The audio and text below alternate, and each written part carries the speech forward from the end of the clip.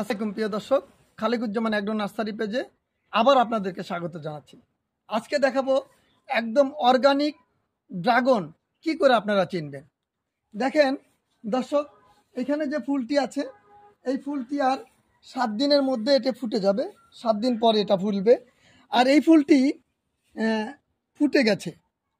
এখন এই ফুটন্ত অবস্থায় টনিক নামে একটা স্প্রে রয়েছে বাজারে, যেটি ইন্ডিয়া থেকে নাকি আসে। আমি কোনোদিন এটি ব্যবহার করি না। এটি এখন যদি স্প্রে করা যায় তাহলে এটি বড় হতে থাকবে।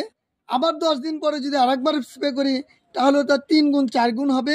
এবং তারপরে আবার 10 দিন পরে যদি স্প্রে করি, 3 থেকে 4 বার স্প্রে করলে এই ড্রাগনগুলি নাকি অনেক বড় হয়, যেটি আপনারা বাজারে দেখে থাকেন।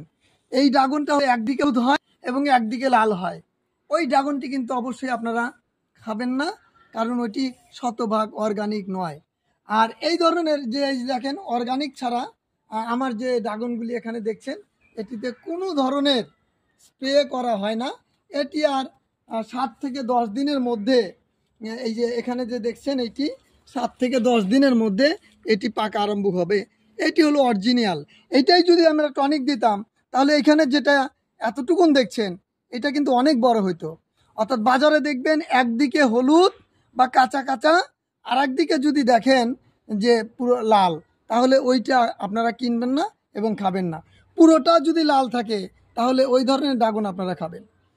কৃষি সংক্রান্ত আরও তথ্য পেতে খালিকুজ্জামান এগ্রো নার্সারি পেজটি ফলো করবেন এবং খালিকুজ্জামান এগ্রো ইউটিউব চ্যানেলটি সাবস্ক্রাইব করবেন। সবাইকে ধন্যবাদ। আজকে এ পর্যন্তই।